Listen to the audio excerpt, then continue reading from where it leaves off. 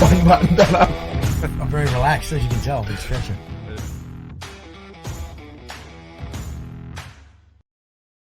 Right, so I've just saw a photo of you on social media wearing some silver breastplates, standing in front of a really nice. No, it wasn't. It was on your profile for HeadUp. What's the go? What is it? Household Cavalry with Household Cavalry with Simon. Yeah, Household Cavalry, Household Cavalry Regiment, the Blues and Royals. There's two different regiments inside the Household Cavalry. So yeah, me and Simon were Blues and Royals, but that uniform I was wearing there is like the ceremonial side to it. So Simon, I don't think he done ceremonial. I done it for a couple of years towards the end of my career, and we're renowned for like the cavalry. So we're on the horses with all the gear, all the armour that you see. With the Queen, is that like when you see him on parade with the Queen funerals and coronations and Queen's personal bodyguard? Can't put that on your Tinder profile many times. What happens? Yeah. You're on parade, in your show. You haven't actually got live rounds. I don't know. And then somebody runs out of the crowd to attack the Queen. Legally, what are you allowed to do? Well, we don't have rounds, but it's a foot guards because we're on the horses and we have a sword. The foot guards have the guns and they do have rules of engagement. So I'm guessing someone or maybe some part of them do have rounds. I'm not too sure, but there will be close bodyguards as well who will be armed. So I don't know the answer to that. But personally, if I was on a horse and I had a sword and some crazy guy came running towards the Queen with a gun, it would be my chance and my honour to protect her with my sword. Off of his head, I'd be more than mate. happy with that. My 15 minutes of fame right there. Absolutely. Surely those blokes at Buckingham Palace have got rounds on. Surely. Yeah, they have got rounds. They have got rounds. It's a bit useless if not, isn't and they're it? also very good at looking at the police, thinking, "Are you going to shoot this guy?" That's the real training, isn't it? Because the cops in England, they don't have they've just got GATs lately in the last couple of years. They've got firearms. Yeah, all over London, always had armed they're police. pretty armed up. Yeah, we've always had armed police, but your normal Bobby on the street, he's got nothing but a truncheon and pepper spray. I think it's far safer. Like I don't know if this is the direction of the entire conversation talking about British police, but we had a conversation about this the other day, and without going deep into gender roles, there was 3 young girls, probably mid to early 20s, got out of a cop car, no males, right, in the middle of Sydney. And they were all armed, and they were just going to hang out at a sporting event. And everyone around us that was military was like, A, if something goes on, there's little to no chance that those 3 as a unit can do a lot to stop it. But B, why the fuck do they need weapons?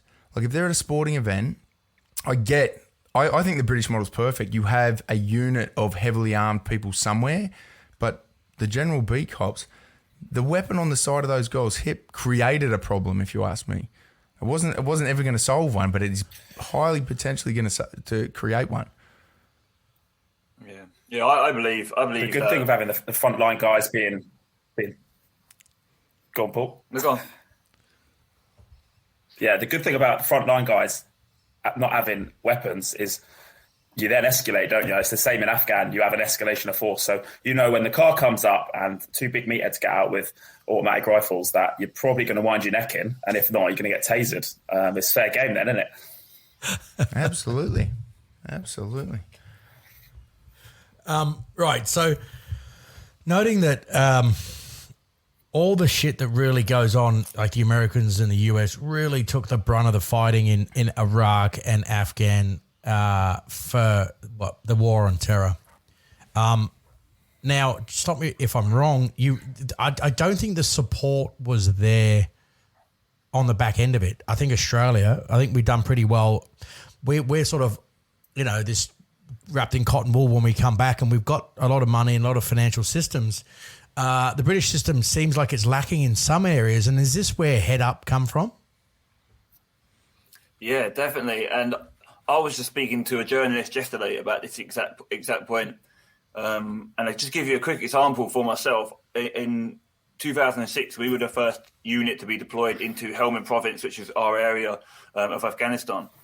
And I was very keen. I was very eager. I loved the job. It was non-stop fighting the whole time. It was all fresh Taliban, people coming in from Chechnya, coming in from Pakistan, all sorts of areas coming to fight the jihadi war. And we were there to welcome them with open arms. And I got blown up with rocket-propelled grenades. I'd seen my friends burning, and all sorts of stuff. It was a horrendous time. But at that moment in time, I didn't think much of it. I just thought, I'm 20 years old. This is war. This is what happens. We became very accustomed to what was happening out there. But then we went back to, we had 2 days, at the back end of that, we had 2 days in Cyprus as decompression. And we got told, bearing in mind it was us, a bunch of paratroopers, and a bunch of other people, we got told, right, if you're going to get out your system, have a fight here if you want to have a fight. But don't go too crazy. And then when you get on the plane, you're back to normality. And we were like, okay, 2 drinks in, and everyone was biting each other's noses off and breaking arms. And I'm not even joking. That's literally what happened. And then we went back home the next day, and we were in a nightclub, and it was just like, what's going on? There was no talking to you. You've seen you've been through some serious trauma. Whether you recognise it now or not, in years to come, when a big emotional thing in your life happens, it might bring back all these feelings and emotions, or a smell, or a sound, or something like that. We never had anything like that, and then that's why we're having all sorts of problems at the moment. And it certainly is, I reckon, one of the big causes as to why HeadUp is now happening, because of all the people who are suffering and going through troubles. So give us a bit of a nutshell on what the British system's like. Like Meg's touched on it pretty briefly. Australia has the gold standard in both veteran care and also veteran whinging ability. So Australia, if you join the military, you do a day, DVA is going to look after you, the Department of Veterans Affairs. And that you don't find that anywhere else in the world. Britain's nowhere near as good. The US is nowhere near as good. Canada, maybe. What's the experience like? What does the British government do for veterans? Oh, sorry, I've got to direct these questions, don't I? Because otherwise no one knows what I'm talking to. We've got Mo in China, which we'll touch on in a minute. Paul's in the UK. So, Paul, if you want to touch on that, you were the founder of HeadUp. If you want to go into that in any detail, like what does the British system do for veterans? It's quite a difficult one, because obviously each veteran is an individual, so we all have our own personal experiences. But mine, and from the people that I've spoken to, is that it's very substandard, it's very generic, So as a veteran, as leaving, I'll give you an example. I can use myself as the perfect example. Is I was diagnosed with severe PTSD and all sorts of, suicidal thoughts and all sorts of problems at that moment in time. So they come at a decision with myself that it's probably best to medically discharge me. And I was like, okay, well, this isn't what I wanted. I've just done 18 years in the army, 5 frontline tours, all my family here. I've been here since I was 16 years old. So it's not really what I wanted, but it's probably for the better. So during the second lockdown, my discharge date was coming up. And then I said, we're in a lockdown, there's no job, there's nowhere to live. Can you not discharge me? And they were like, well, no, we've got to discharge you. We've got a date for you. I was like, okay, great. So got discharged. And since that day, I haven't heard a word from them.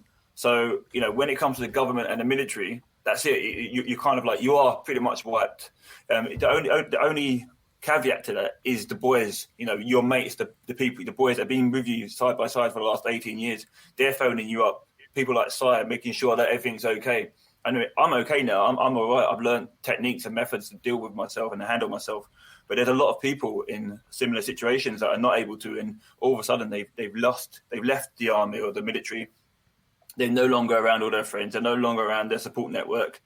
The military have completely left them. It's like getting a divorce from someone you don't want to be divorced from, and then your whole family have just left you pretty much. So it's a difficult one. And then I know that people have then had to go to the NHS, so our health system, to get help. And they're on a 2-year waiting list to get some PTSD.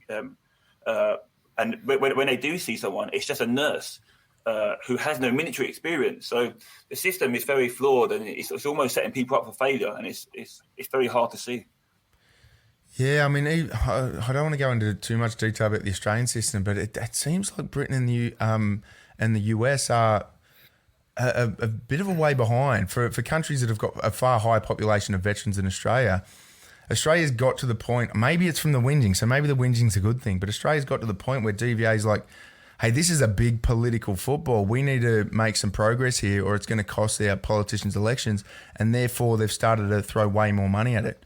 But, I mean, I'm only bringing this up because I did a bit of research into how much, I tried to do research into how much the British Veterans Affairs system spends, and I couldn't find any data at all. Like, I think there was one report about 5 million. I'm like, 5 million's a drop in the bucket. Do you actually have a politician that looks after veterans as their portfolio? We had one. His name is Johnny Mercer. So he used to be an officer, high-ranking officer in the army. Fantastic guy, very well liked by the whole of the military and people in civilian street. And he tried so hard to get the rights, get statistics, get everything, get veterans the rights that they should have. And in the end, he was just hitting a brick wall. So I believe, I could be wrong, but I believe he resigned fairly recently because no one was listening to him, and he refused to be part of the party that just wasn't listening to him anymore. So it's very difficult to get any sort of statistics, to get any sort of true understanding as to what's actually happening and what the British are being given, or especially veterans being given by the government. But is there, and again, I don't want to, if you don't have the answers to political questions, then don't worry about it. But is there in the budget that comes out every year, the Parliament puts out a budget and there's like X amount of billion for defence, X amount of billion for roads, whatever it's going to be. Is there a budget allocation for veteran healthcare? Yeah, unfortunately, I really don't know that. But you just touched on the £5 million thing. That's all we see every now and then. There was a £5 million budget to help with veterans, £5 million budget to put towards associations, regimental associations to help with veterans. But like you say, what's £5 million? That's, when you spread that up between 1,600 charities and another 700 regimental associations, you're left with a few £1,000s to have a meeting. And then by the end of your meeting, you got about £20 left to help some guy out. So it's almost pointless. Yeah, see, to put that in contrast, and I don't want to make you guys hate me, but the Australian budget for the Department of Veterans Affairs is $13 billion. And when the only thing I could find in the UK was 5 million, I'm like, this can't be accurate. The money has always been pledged. Normally around election times, when someone new comes in, unfortunately, a veteran suicide meets the papers and gets brought up in the House of Commons, and they all argue like schoolboys. It gets pledged every time. I personally have not read anything of like, this is the budget that we have committed. The word pledge, yeah, loads, but have we seen anything? No. Typical British government, they're all fart and no poo. Oh, true. Because you guys have been, I mean, it's fucking England. You guys have been literally the birthplace of the Commonwealth, the Anglo-Saxons. You guys have been fighting wars since history started. Maybe it's what I'm not quite sure. Maybe your government's actually figured it out and they're like, no, their soldiers are expendable. Let's just keep them. We don't pay money. Like, we just keep turning the peasants over. Do you know what I mean? Yeah, do you know what? I know it sounds crude and funny, but I actually think that there's some truth into that. There's like, well, they've always got on with it. They've always, done what they needed to do. It's like when we was in Afghanistan to start with, we were getting 10 minutes phone call every 2 weeks. Prisoners were getting 30 minutes every week. And it was only, I'm not even joking. We were walking around in body armor that had a plate like that, and we were like, what's going on? The close protection guys have got all the outfit. It's like, why have we got substandard stuff? And it is just simply a case of just give them give them whatever we've got in the back shelf, and they'll get on with it. And it's not until it hits the media or until someone really makes a song and dance about it that something changes. But HeadUp, this is what we want to do. We need to get the funding for this retreat. We need to get the retreat up and running. We need to show that the methods that we're going to use and the techniques that we use works, and then we need to make a big song and dance and say to the military and the government, this is what you need to be doing. Look, these are the statistics. These is what's happening.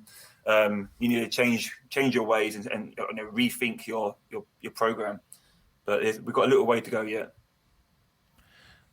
Mate, I mean, I absolutely agree with you. Obviously, the reason, Cobes linked us in with Mo linked us in with yourself, and it was all because we've all got the same values. We've all been in the military, and we're like, the model we're using at the moment is probably not working. We've kind of ridden the roller coaster. We've learned some lessons the hard way. Let's pass them on.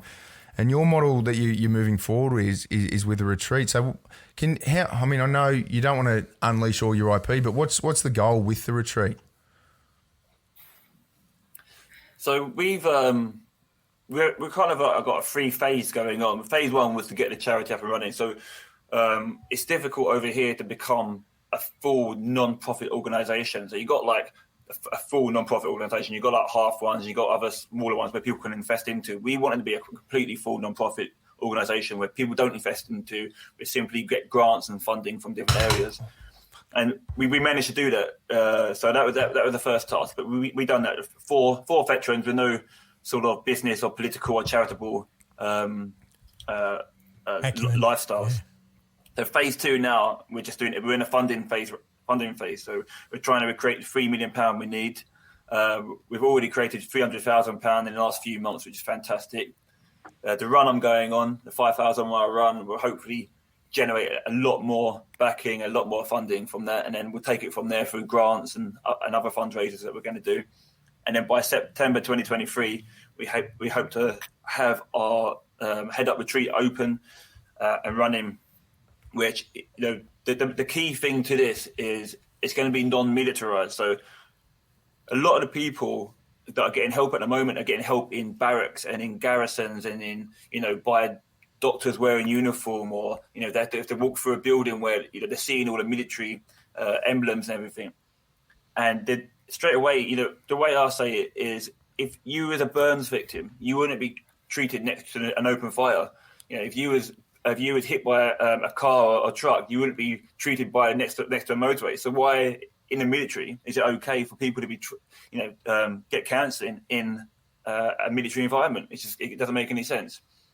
And the other big thing about our retreat is it's going to be self-loading. So rather than having to go to a doctor and open up and say, I've got a problem, or be assessed through a medical evaluation, or got told that actually you're not quite severe enough to receive the help that we're offering.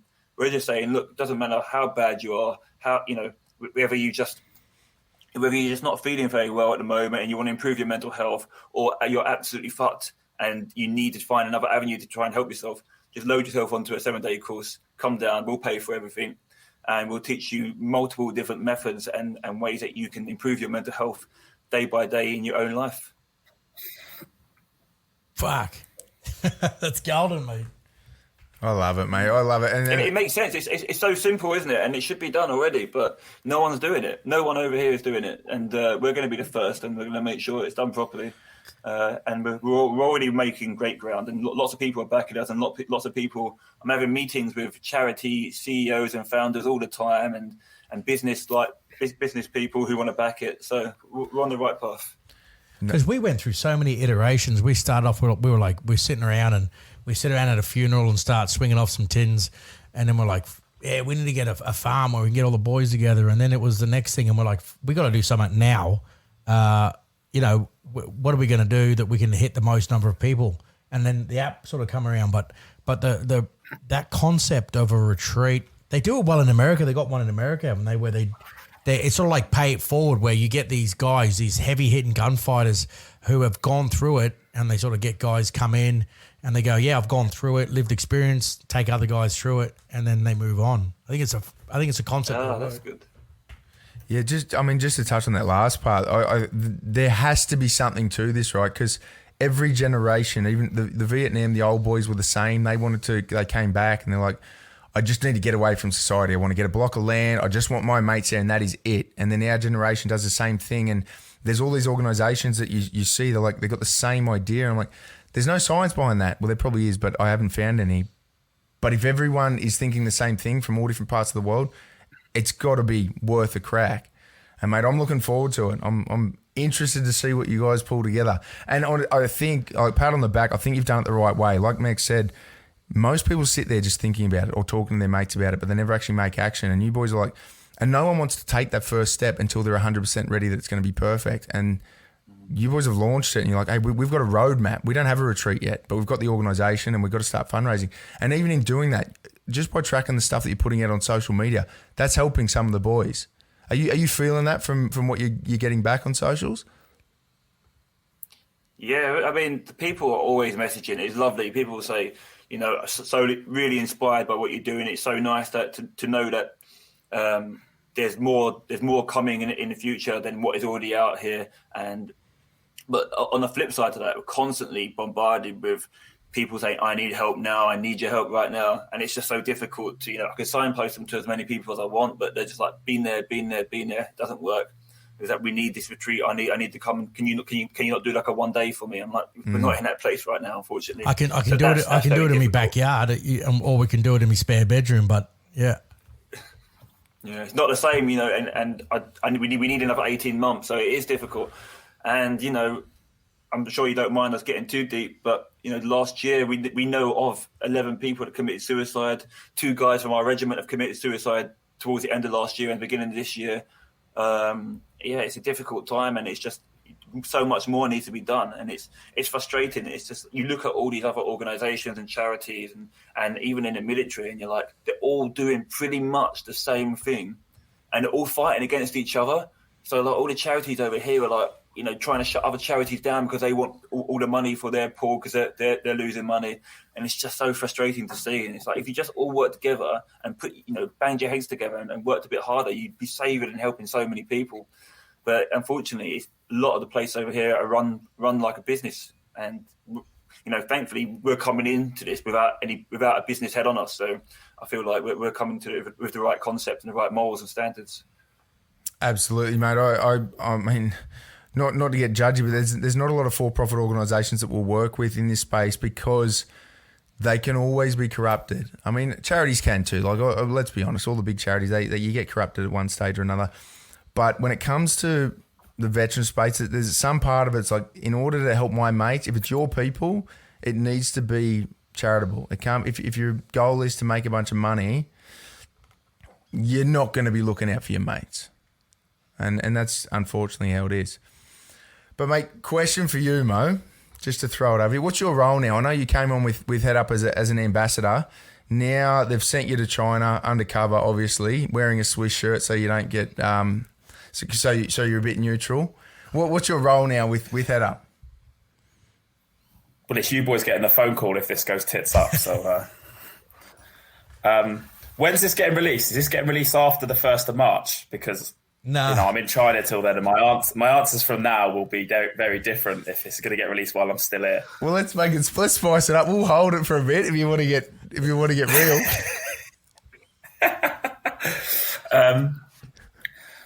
Obviously, Paul and I were in lockdown together. We spoke about that when I was on your podcast last, amongst many other things. When it actually came to fruition, exactly like the game plan, like you said, the roadmap, like, right, we need to start an organisation. But, we went round in circles a little bit, but to start an organisation, you need to do this. But to do this, you need to have an organisation. And it sort of went round like that. But I'm on board with Paul as a trustee, with 2 other guys. Essentially, we're 4 friends that really trust each other, have the same guidance and morals, like you've said, and believe in this. The other 2 guys, I'll admit, are a lot more intelligent. They work in different things to us, and I think me and Paul were. I'm not really sure, actually. I know Paul's the founder. If I'm honest, I don't know what I do, but I'm here. I'm part of the party. Same as me, mate. Same as me. I'm happy to be here. I just turn up on podcast from time to time. I'd say the four of us, even though I'm fully involved. So I'm the founder. I'm the kind of like the operations guy. But there's 4 of us that were here from the beginning. So we're all founders, really. We're all co-founders, but we're also trustees that sit on the board of directors for the charity. So we're in charge of all the decisions that get made. And like all four of us have a crucial part. Simon does so much; it's unbelievable. He's very modest, but I won't go into it too much because I don't know if I'm allowed to. But the amount of money and connections and networking that Sai does on the side without it doesn't like tell people. It doesn't go, oh, right, I've got this lead, I've got this coming up, He's just like, guys, I've just got this, I just got that, I just got this building, I just got all this money. It's like, oh, nice one. And then he leaves, he shuts it there. And it's like, mate, that's not like something it's not a passing comment. You just brought in £250,000, mate. Don't so the guy's amazing. So he brings in so much. And you guys, he brought us in reviews as well, so. Well, don't talk him up too much, mate. I might have to start going to work on Monday. I think I had charisma and I bring up the handsome scale a little bit. Outside of that, fuck those. Don't look at me, mate. If you want me to fill in the gaps and go, this is what Mex does, I've got no idea. So, are you just an extra month on that calendar. Mate, are you we can cut bits out if you're not allowed to. Are you allowed to talk about where you are and what you're doing there? Sorry? Yeah. Obviously, I'm where I am. I'm in China, so my sort of status now is prisoner of war. I'm being treated very well. I'm being fed, and there has been no breaches of the Geneva Convention. Yeah, that's it. I'm out here. I do. The 338 cable stuff. I'm out here for the Winter Olympics, so doing the cable side of things and sort of running that in. And now I'm just watching the Winter Olympics. It's real tough, Oh, right. Yeah. Sorry, when we first started talking about it, I thought you were just there to watch it, but I do remember seeing something you put up on socials. You got a contract to do a job. I mean, this is completely off topic from what we were talking about before, but yeah, break it down, mate. Have you got a business to plug? No, I'm subcontracted. I'm working for an American NBC. I'm working for NBC. They love the Winter Olympics. They're really good. It's not like the UK and Australia. I think they share the same taxi, to the events. There's only two of us here between us, but I'm here for NBC. I come back at the end of March, and then I'll talk a lot more. But if I say anything slightly negative, 100%, this podcast will get cut right now. Wow, that's great. The Wi-Fi will drop. Just disappear. The Wi-Fi will drop. Yeah, really, 100%. Gotcha. Yeah. So if you hear explosions and flashbangs and the door comes in, it's been good. Yeah, see you, mate. How much? Yeah. I mean, I know that's probably legit. Like, and someone pull me up because I'm about to go down a rabbit hole. I made a joke before we started recording this one. I made a joke about China being the new motherland, and that aside, I mean, every Western country listens in on people they need to be listening in on. That's a given. We just think it's just China because that's a good propaganda story. What's life like on the ground over there? Are the people happy? I haven't seen anyone, mate. Oh, at all? Look, I'm not allowed. We do not see anyone. I'm locked in my hotel. I'm escorted to work. I get COVID tested every day and I have to check in and check out of the hotel. To go out, I don't smoke, but to go out for a cigarette outside of my hotel, I go through airport security, get fully searched. And the irony is they won't let you take lighters out. So I don't know what the guys out there are doing. They've got sticks and stuff and they're like, but... Interesting. Oh, this is all obviously just COVID regulations. No, it's communist regulations, if I'm honest, but... Mate, you're destroying my narrative. In my head, I was about to go down a big rabbit hole about how it's all just propaganda and China's a really nice country and they're not anything to be worried about, and you've just shot that entire theory out of the water. No, it's dog shit, mate. Stay well away. Oh, that is going to get you cut off for sure. They'll have to put this in evidence. Like, when was the last time anybody spoke to me? And you're like, wow, fuck. We sort of run our mouths a little bit on a podcast, and that's about it. We better move the conversation away from China and back onto veteran retreats and mental health. So we'll be talking about missing veterans. Yeah. Because we're doing a few things. So we were looking at doing a couple of things with the app and just with Swiss 8, which was taking people on a case study of where they are at now. And I know this is super tough, but you have to get those people in those credible roles who are your ambassadors who go, well, fuck, if Mo's doing it or if this guy's doing it. So we get guys with that instructor credibility that go, well, if he's doing it, right, I'm going to buy into this. We're sort of taking people down let's find out where they're at now so we can build them into what they need and where they got to go. So doing some personality tests, the big 5, couple of these sort of things we're sort of building into to find out really where they're at. It'd be interesting to see when a guy's, and I suppose someone coming to Swiss 8 isn't generally full noise about to go. He's not at the acute mental health stage. Where I mean, sometimes they come in, like our close mates come in and we're like, boys, you know, this is where you got to go. We can't handle, we're not counsellors. We can't do it. We don't have the systems to cope with ourselves if you hang yourself. So we try to, like you say, signpost them to other places. But part of the proactive model is we're like, hey, let's get these guys to figure out where they are at now. Who are you actually? Let's strip back the military and all the inculcation of your training. Some of it's really good. A lot of it's really good, like, right? But let's find out what your goals are, what you're doing, and that sort of stuff. Is there some things in there that you guys are doing? I had to look through your website. You got some amazing tools on there. Do people sort of resonate with that? It's quite difficult because we haven't got any sort of like statistic sort of anything set up at the moment, because we're so small in the sense that, you know, the other three have got full-time jobs. I'm full-time into the charity voluntarily. I don't earn a wage from it at the moment. I've got preparations for this world record run coming up. So it's, you know, we're still learning. We're still trying to get our feet into the charity world and try and understand how everything works. So we haven't really had a lot of feedback, or even try and find out anything just yet. But speaking about the app, Swiss 8 app, we have pushed it out to a few people. We've asked them what they thought about it, you know, and we've had positive feedback. But again, you know, these are people who are in a fairly decent state of mind. They just enjoy the app. They enjoy learning something new. But I think that's all part of the process. That's all part, you know, getting the people before they even have a dip in life, you know, putting the awareness and the understanding that there are things that they should be doing to strengthen their mindset and their wellness on a daily basis before, you know, or so at least give them the understanding that when things that do go wrong, they kind of know, okay, well, I am eating crap. I'm not getting out of the house as much as I should be. You know, I'm not being as mindful with everything as I should be. That, you know, I'm not journaling. I'm not whatever it may be.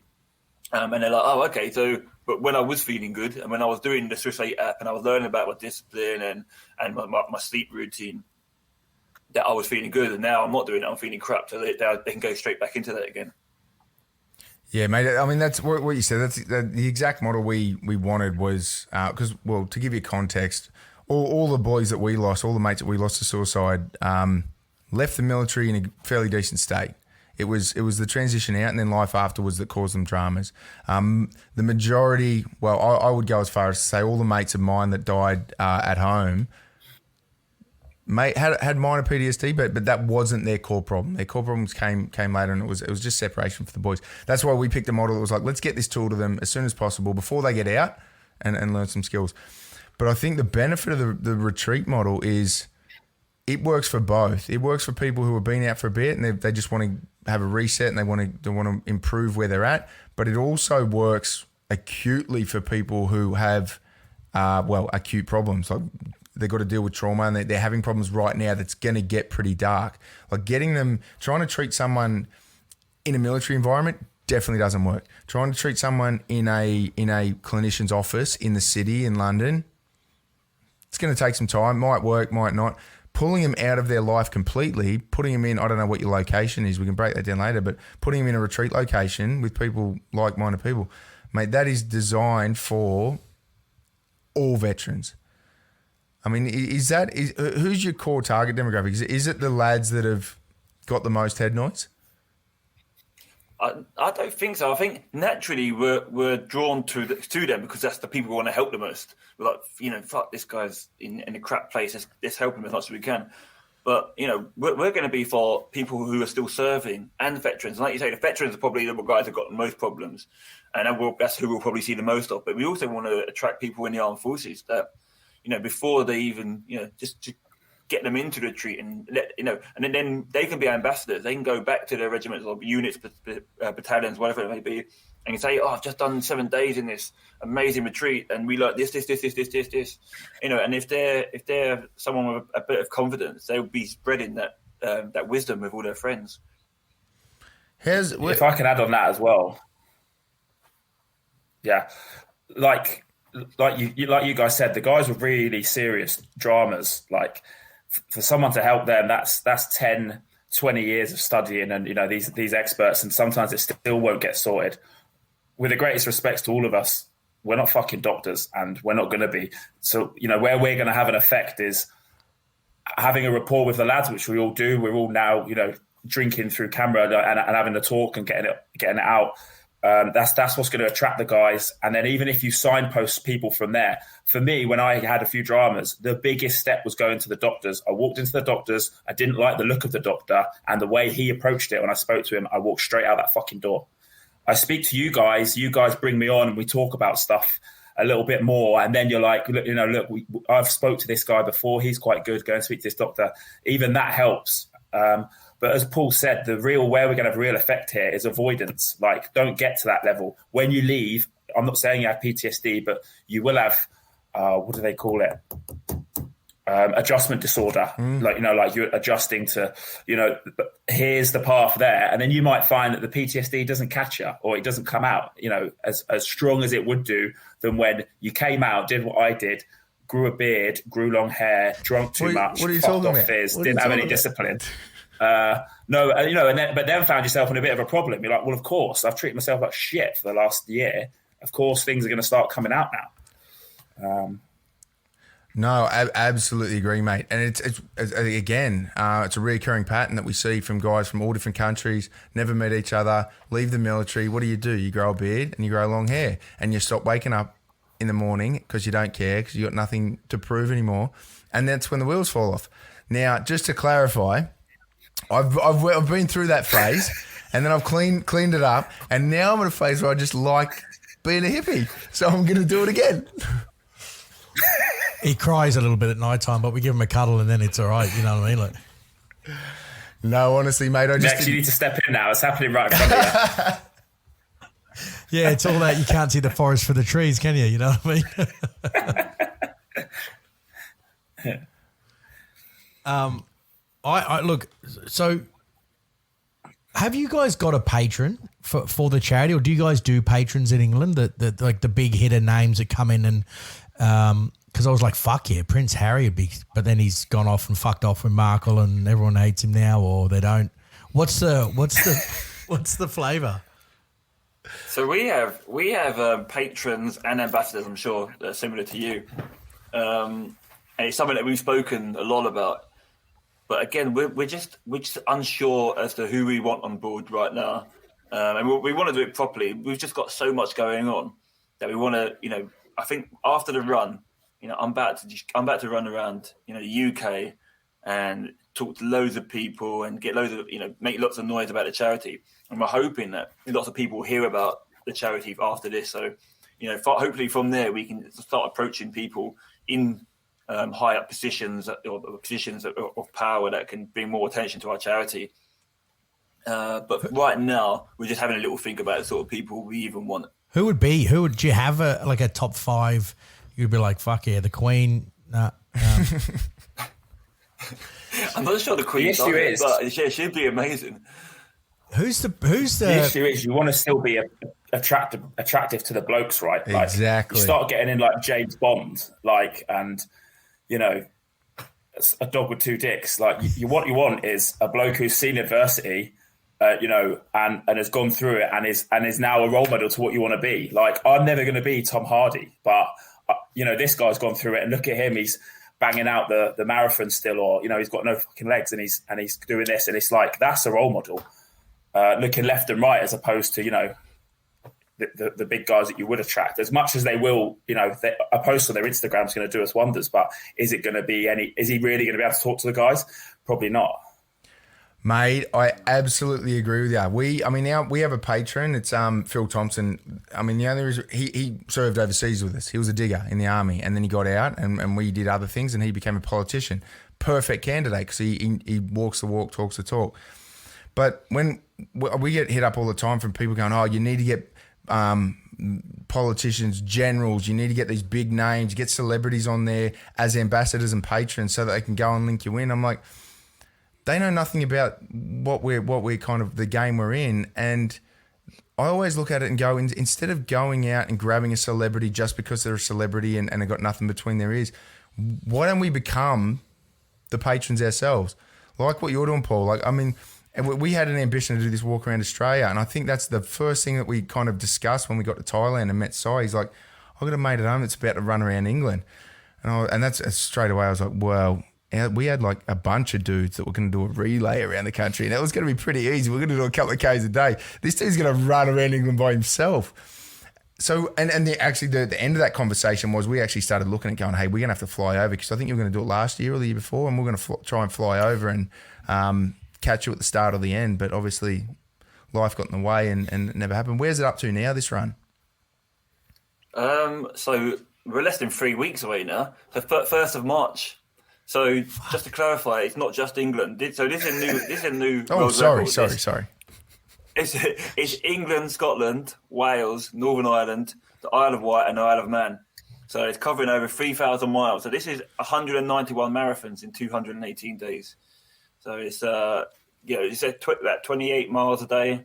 I mean, there are rest days, but the whole point, it's going to be a real like Forrest Gump sort of style. I'm running from town to town. I've been non-stop media. Si's been helping out with that. Non-stop media, film crews, speaking to running clubs, group, military establishments all around the UK, trying to get people to join me as I come through their town, and just try and get as many people shouting and raising funds and noise about HeadUp as I go around. So we've got a good feeling that this is going to go well. Hopefully, we've got quite a lot of national TV that are going to get involved in this. But yeah, I've got to do it now. I've made so much noise, and I've spoke about it to so many people and outlets that I've got to run 191 marathons in 218 days. Shit bust. I'm trying to do the fucking maths. I'm just, mate, I've had too many vetoes. 192 marathons in 218 218 Yeah, 191 marathons, 218 days. You can fucking have it, that includes rest days as well. So, mate, you are doing it. You are, instead of going out chasing ambassadors, like if you didn't have your own charity and you just did this run, come back, you'd phone to be ringing off the hook going, do you want to be an ambassador for us? So you're actually going out and creating an ambassador out of yourself. I love it, mate. It's gold. You got to finish, bro. You're absolutely right. You got to finish it. You've got to do it now. I was saying to Si the other day, because we got a start point at 1st of March. He was like, let's get it all singing, all dancing. We'll have everyone there and a big circus and whatnot. And I was like, mate, don't do that, because everyone will be there and I'll run 200 meters, trip over, sprain my ankle and just be hobbling away. But it's going to be good. And like you said earlier about have we got ambassadors? Have we got patrons? Have we got this? And I'm like, no, not yet. And I'm not too fussed, because I'm fairly certain after this run, people are going to find out more about us, find out who we are, our passion, the cause that what I'm running for, and we almost won't have to go to people. I'm hoping that people are going to come to us and go, we want to be part of this, and it's already happening, and the run hasn't even started. Mate, absolutely, it's going to happen. I mean, was it you, mate, telling us a story about the bloke that ran around the country with a fridge and he just didn't tell anyone, and by the end of it, he had half the country's media following him? Or was that the story I just made up? No, but I'll take credit for it. That's a pretty cool story. No, wasn't it a log? Was it a log? No, that was old, mate, the big Jack bloke that swam around the UK with a log. There's a bloke... Ross Edgley. Yeah. I mean, he's a freak, obviously, but... People are going to be telling the same stories about you, mate. Like, do you remember that bloke that did a marathon, don't you? And like, yeah, he's a fucking freak, that bloke. I can't believe it. So, hang on.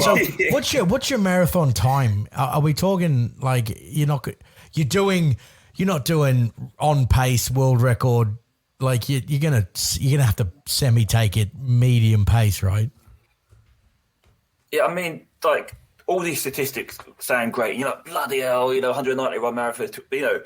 But the whole point to this isn't about me going off and doing a challenge and breaking records. That just happened as a collective of what I'm trying to do. The whole point is to go from town to town to town, getting people to fundraise and to be involved and create awareness about the charity. And the marathons and the world record, that all just comes out of it. But it's going to be a real slow pace. You're talking like 30 miles in like 8 hours. You know, the whole point is if people want to come and walk a mile with me, they can walk a mile with me, and then I'll jog off. If people want to jog a few miles with me, they can jog a few miles. I won't be going any faster than like 10, 11 minute mile paces. So it's really nice and slow, and it's just to incorporate as many people as possible. I don't know what's 10. What's that in k's an hour? I have no I'm idea. already retired. I can't do math. But mate, I mean, It's about 16 minutes. That's still too fast. Yeah, You need to fuck slow that. it down, That's the other way mate. around. You need to slow it down a bit. But no, mate, you're right. And if we want to be brutally honest, I mean, the objective of this is as much exposure as possible, right, for the organisation. That's it's going to happen.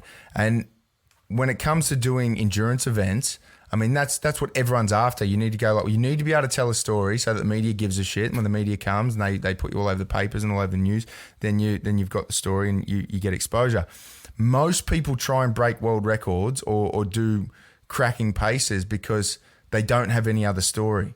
But your organisation and yourself, you've already got the story, mate. You could do it at a snail's pace and you'd still be good to go. The cameras would still come out.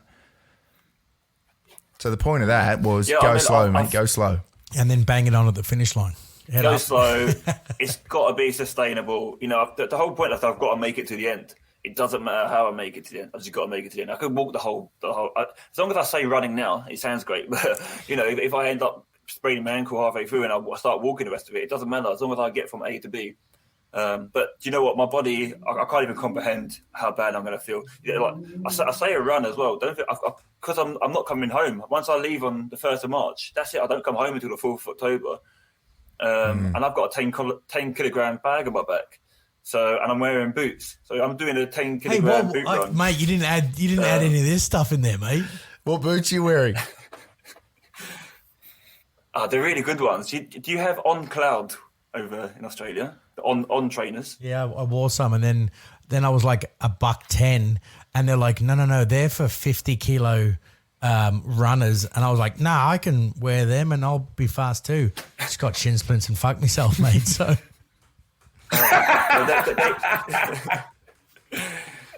They do a boot version of trainers, so they're really good. So yeah, I'm wearing them. So I say boots. They are ankle high, but they are they're lightweight. And there's got to be a sponsor in that one, surely. Well, yeah. The thing is, I had a trainer sponsor. Mo's like, I've already got 3, but I haven't told him yet. Yeah.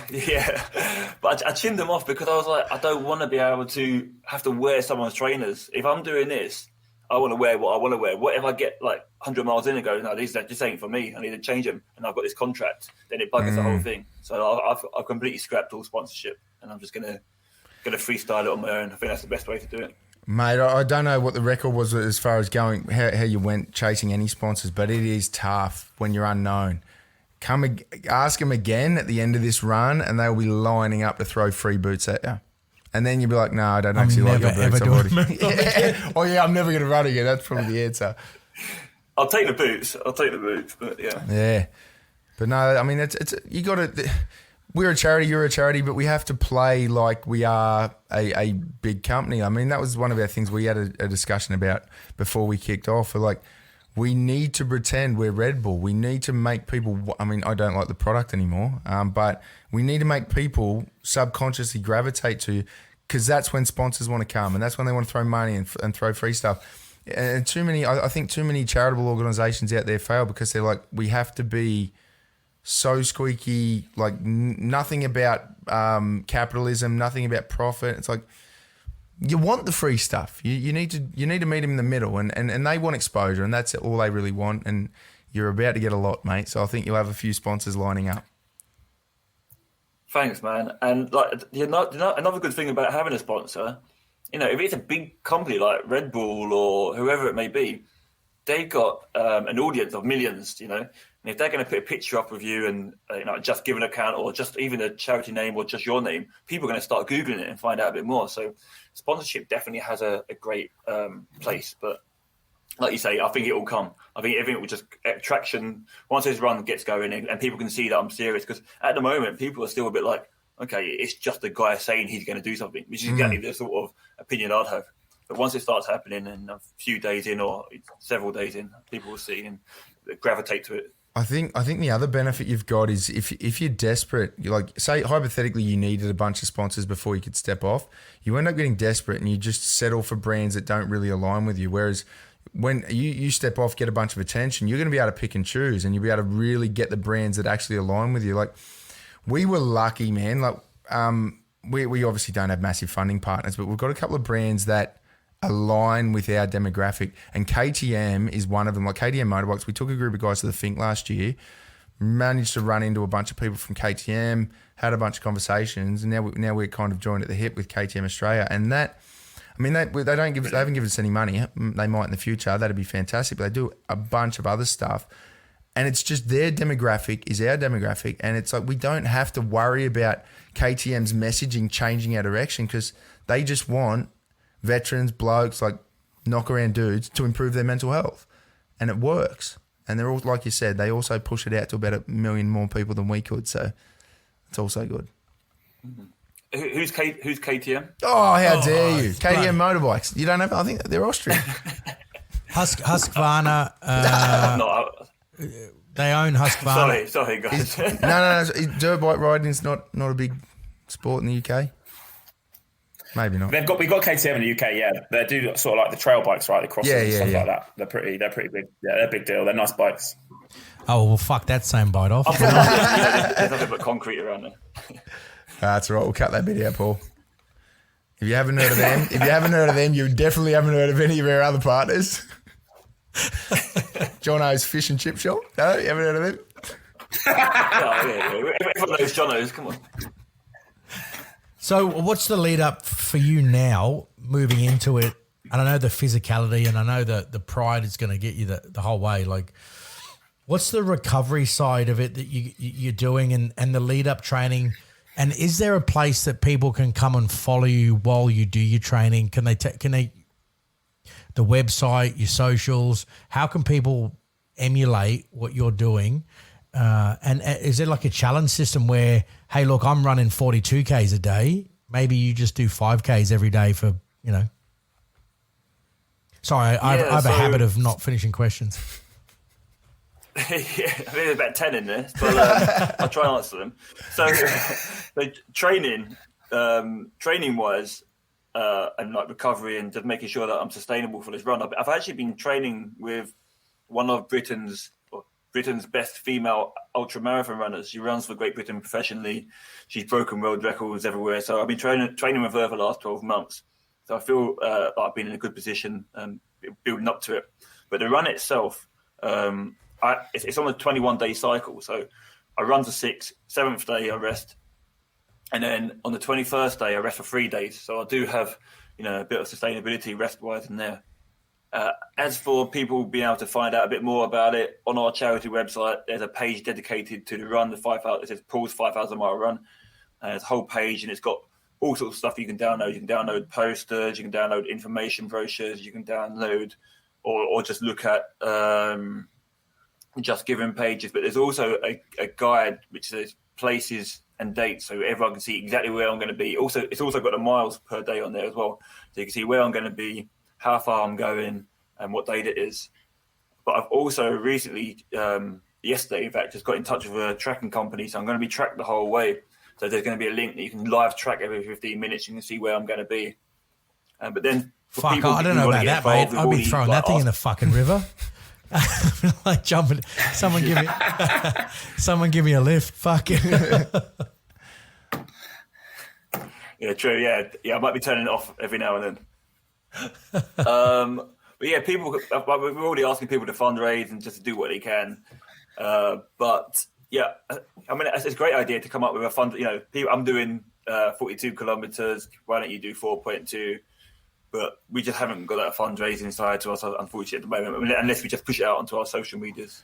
Mate, my recommendation would be don't overcook the egg. Just do what you're doing already, and someone, because you got a bit of time when you're on the road. Some PR company's going to come to you 10 Ks up the road, and they're going to be like, "Hey, we got this idea. We can multiply your efforts. We're going to do this challenge." Other people will come. Don't get distracted from training. It's too close to kick off, mate. Yeah, I agree. So how many weeks out? Oh, sorry, going to come and join me. Sorry, what was that? So Si's going to come and join me at a certain bit, aren't you, Si? Well, No, he's not getting out of fucking China. He's done, mate. That's the last we'll see him. Someone's going to be welding him into his fucking apartment block. No, after these two cunts have done what they've done, I'm fucking here forever. But have you been following the same training program, Mo? Yeah, as you can see from my slender physique, I'm top peak running performance now. Yeah, they call me the 17 stone Mo Farah. Actually, back in the UK. The plan is we've all, because Paul's been such a dick and done something so epic. Like the other guys are running that are part of the charity or the trustees. Got the other two guys who are doing who are rowing the Atlantic. So a pretty big thing. It's going to be heavily featured in the media as well. So sort of stitch me up really to do something, a decent fundraiser. So we're all actually training to a degree. Nothing to what Paul's doing. Paul's training with a world record. Forgive me, Paul, I don't know her name. World record breaking ultramarathon runner. So you go on the guy's Strava, man. He just makes you want to. That's a real cause of suicide. He's looking at Paul's Strava. You just feel shit about yourself. But he's been killing it. But we're all starting to slowly ramp it up. The thing is to time it. I think I'm going to do my fundraiser next summer. Paul finishes running in October. I'll start mine between April and June. Then the boys after that, Paul, when are they after that? They're the beginning of 2023. December. So December 20. Yes, December 23. They're then rowing the Atlantic. So we'll hopefully spread it out for maximum exposure and all that marketing strategy stuff. Mate, you're putting us to shame, boys. We are going to have to pull our finger out and start doing some endurance events. Fuck it. I'll tell you what we could do. Yeah. Epiphany, say hypothetically, 3 years from now when we're fit enough to start running marathons, the Middle East has calmed down, you blokes could leave from London, we could leave from Sydney, and we could meet in Afghan for a reunion. Oh, that's awesome. What a great RV. Well, we could... I'll wave my Swiss 8 T-shirt from my fucking Chinese prison cell. Well, China will probably be running Afghan by then, mate. So, this podcast is not going to be allowed anywhere. Oh, well. Oh, mate. It was fun. I'll catch a plane there, mate, and catch up with you. How do we get from Australia across the big... Oh, no, the reason I brought that up, a mate of mine works for Google and he's been trying to get us motivated to do... He watched Ewan McGregor's show, was it Long Way Up, the last one, where they rode electric bikes from the bottom of Chile up to America. And he's like, mate, we have to do because he spent a lot of time in London. He's like, we've got to do an electric bike ride from Sydney to London. And I'm like, there's a few problems there, mate. A, we're an island. B, I'm pretty sure the Middle East and Southeast Asia don't have bloody electric charging stations. But anyway, he's motivated and he wants to put something together, some kind of London to Sydney connection endurance event, probably involving vehicles because I'm not really up for running through a lot of those countries, but something to think about. I'll plant the seed. We'll give it a 5-year roadmap. We'll something will happen. Something will come from this. I like the idea, but there's a lot of logistical red tape we're going to have to go through first, I think. No, you just go. You just go, mate. Build the plane as you fly it, mate. Wing it. It's the best way to do it. If you're going to wing it through anywhere, the Middle East is probably the place to wing it. But you guys have been doing a great job with the we're all living proof. Yeah, exactly. How old did you say he was? He's 17. He'll be all right. We taught him. He knows how to use a gun, right? No, it'll be fine. What about when he gets home? Well, he can just discharge. Yeah, but what do you do? Nah, fuck all. He'll be right. That was the summary of the entire... I saw your plates when we were sitting on security in Iraq and we were sitting like marshmallow men. Flat jackets, shoulder pads, neck guards, and our chest plates are proper chest plates. Let's not come into... Yours are like the size... It's like the size of a ration tin, isn't it? Like 6 inches. It's like two hands next to each other. You'd have to be a sniper just to hit the cunt. Yeah. I'll tell you, those old like pure silver spoons would probably be better protection, I reckon. Mate, and then we saw... It's not good. And they probably way more than yours as well, which is the weird thing. Absolutely. And then they used to show us videos, right? So our inoculation training was watching British soldiers driving in Range Rovers, through Afghan, and just like, and what happened to all of them? Like, they all fucking died, mate. And then we're like, oh, what's going to happen to us? Like, oh, no. Your vehicles are bomb-proof. V-plate hulls. No one's ever died in one. You'll be fine. I'm like, yeah, cool, fuck. The Brits are like, mate, that's like you touched on earlier about just let the peasants roll through. Like, the way it works in Britain is like, fucking, we were rolled, like you said, rolling around. They were called snatch Land Rovers. And like, you know, kids were throwing stones and it was going through two sides and blokes were getting their heads sore, let alone an IED. And then like when you've lost, like, you know, and it's sad, you know, and you know, people have lost people from this, you know, lost relatives and whatnot. Then it finally gets looked at. But like, it's like a comedy sketch, like this British dickhead with a fucking handlebar moustache down to there, and he's like looking across at you guys, and they're like, and you just said it so blatantly. He's like, "What? So what's that there?" And it's like, "Well, V-shaped hole, it's bomb-proof and this and that." And they're like, "Fucking hell!" The convicts have figured it out, mate. It makes perfect sense. Yeah, we'll just get one of them. Like, well, yeah, do you not fucking see that? Mate, it comes down to priorities, and at the end of the day, and this ties it back to the run you're about to go on, the noisier you are, the more politicians pay attention, and politicians prioritise their give a fuck factor, and they put money in the area that they need the most votes. And the more veterans you get, and I think this is, again, I think this is why Australians have got it so good, because they're so whingy. It's like the more noise you make, the more politicians have to care, the more money they throw at it to try and shut you up. And that's unfortunately the cycle of how it works. So running around the country and getting all the TV cameras looking at you is the noisy way to go. But it's also positive. So, mate, I think you're doing the right thing. Just get those politicians to start cutting checks. Yeah, definitely. And like you say, it's whatever if the politicians are going to look bad, or there's an opportunity for them to jump on, which is going to help them look good, that's what they'll take. So like you say, the run's a positive run. It's going to create a lot of attention. A lot of people want to get involved. And also, you know, I'm not going to be completely quiet if the media ask me what my views and opinions on the current status of veterans and how they're being treated, and people in the military. I'll tell them that it's substandard, it's not right, you know, things are not going right. We've got the answer, we've got the plan, and hopefully people will pay attention that way. Mate, I'm looking forward to it. What date do you finish? Is there any chance of us getting over there for the finish line? Well, if all goes to plan, 4th of October.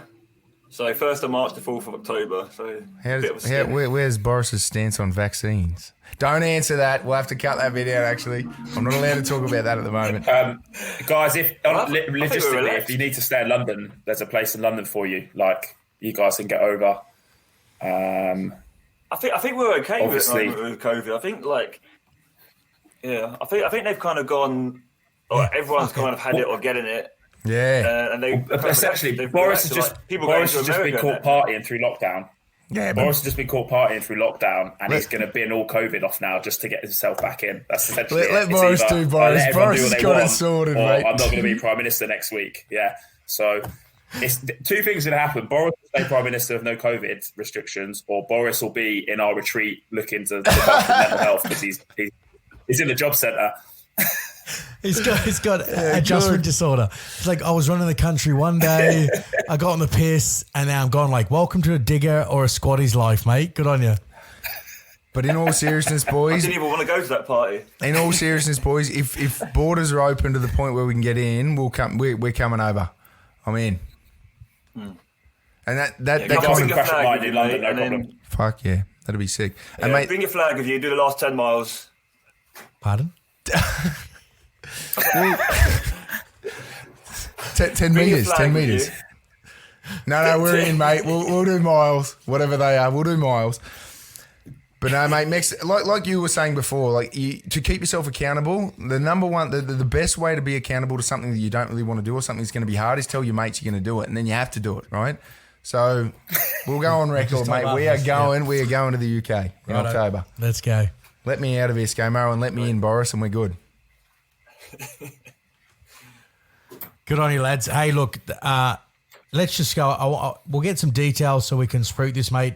What you boys have done and what you guys do, this is something that we've always been behind every step of the way, and it's a lived experience, guys. Where can we find your stuff, Paul? And yeah, good finish to the question. We've got we're called HeadUp Charity. So if you Google HeadUp Charity, stuff should come up. Social medias, HeadUp Charity everything should come up there. And then my personal run and everything is all linked into that. But if you go to our website, which is head-up.org.uk, you can find everything on there. Just have a little look through, see what we're up to, download the brochures. There's great promo videos of us on there talking about what we're going to be doing. Again, there's a page dedicated to the run if you want to find out a bit more about that. Mate, we're gonna pump this up. This is gonna be phenomenal. Half my family still lives in England, so they'll probably get around you and they'll be the weird ones waving things and hopefully with their shirts. Yeah, that's gonna come across wrong, but Ivor. Yeah, thanks lads for coming on and mate, Mo, good luck getting out of fucking China. We can't even come get you. Thanks a lot, guys. Yeah. Appreciate you having us on. Legends. Yeah, good to catch up and speak soon, yeah? Cheers, mate. Cheers.